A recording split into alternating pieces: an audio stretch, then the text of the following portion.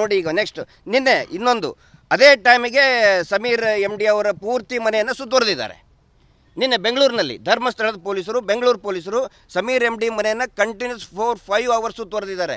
Bale ಆಗಿದ್ದಕ್ಕೆ ವಾಪಸ್ ಬಂದಿದ್ದಾರೆ. ಇಲ್ಲಂತಂದ್ರೆ ನಿನ್ನೆ ಅವನು ಅರೆಸ್ಟು. ಮತ್ತು ನಿನ್ನೆ ನಾನು ಸಹಕಾರ ಕೊಟ್ಟಂಥವನ್ನ ಅರೆಸ್ಟ್ ಮಾಡ್ತೀವಿ ಅಂತ ಹೇಳ್ತಾ ಇದ್ದಾರೆ. ಸೊ ಅರೆಸ್ಟ್ ಮಾಡಲಿ, ಭಯಪಡಿಸ್ತಾ ಇದ್ದಾರೆ. ನಾವು ಸೌಜನ್ಯ ಹೋರಾಟಗಾರರು ಭಯವನ್ನೇ ಪ್ರಶ್ನಿಸ್ತೇವೆ ನಾವು. ಈಗ ನಿಮ್ಮ ಮೇಲೆ ಈಗ ಅವರು ನಾನ್ ಬೇಲೇಬಲ್ ಸೆಕ್ಷನ್ಸ್ಗಳನ್ನು ಹಾಕಿದ್ರೆ ಆಗುವ ಸಂದರ್ಭ ಬರುತ್ತೆ. ಆಯ್ತು ಸರ್. ಅದಕ್ಕೆ ಸರ್ ಈಗ ನನಗೆ ಗೊತ್ತಾಗಬೇಕಲ್ಲ. ಹೌದು, ನನ್ನನ್ನು ಅವರು ಯಾವುದೋ ಒಂದು ಕೇಸಲ್ಲ, ನಾನು ಒಬ್ಬ ವ್ಯಕ್ತಿ, ಈ ದೇಶದ ಪ್ರಜೆ ನಾನು. And I have every right to know what cases, ಯಾವ ಕೇಸಸ್ಸು, ಯಾವ ಪ್ರಕರಣದ ಮೇಲೆ ನನ್ನನ್ನು ಬಂಧನ ಮಾಡ್ತೀರಿ ಕೇಳೋ ರೈಟ್ಸ್ ಇದೆ. ಹೀಗಾಗಿ ಪೊಲೀಸರಿಂದ ನಾವೇನು ಓಡಿ ಹೊಂಟಿಲ್ಲ, ನಾವು ಪೊಲೀಸರ ಜೊತೆಗೇ ಇರ್ತೀವಿ. ಪೊಲೀಸರಿಗೆ ಸಹಕಾರ ಕೊಡಬೇಕು ಅಂತಲೇ ಬಂದಿದ್ದೀನಿ. ಬಂಧನ ಮಾಡೋದ್ರೆ ಮಾಡಲಿ ಸರ್. ಖಂಡಿತ ಇದೆ, ಖಂಡಿತ ಇದೆ. ಇಲ್ಲ, ಖಂಡಿತ ಇದೆ.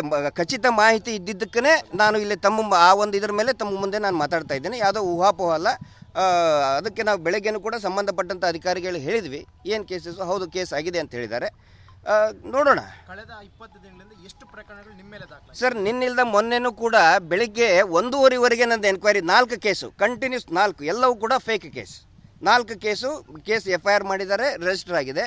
ಅದಕ್ಕಿಂತ ಮುಂಚೆ ಧರ್ಮಸ್ಥಳದಲ್ಲಿನೂ ಕೂಡ 2 ನೋಟಿಸ್ ಇದೆ. ಒಂದು ನೋಟಿಸ್ಗೆ ನಾನು ಉತ್ತರ ಕೊಟ್ಟಿದ್ದೀನಿ ಧರ್ಮಸ್ಥಳದಲ್ಲಿ. ಆನಂತರ ಮಾನಹಾನಿ ಪ್ರಕರಣ ಅಂತೂ may be it has crossed 10. Every 2 ಡೇಸ್ಗೆ ಒಂದೊಂದು ನೋಟಿಸ್ ಬರ್ತಾನೆ ಇದೆ. ಆಲ್ಮೋಸ್ಟ್ 20ಕ್ಕಿಂತ ಜಾಸ್ತಿ ಕೇಸ್ ನನ್ನ ಮೇಲಾಗಿದೆ, ಜಯಂತ್ರ ಮೇಲೆ.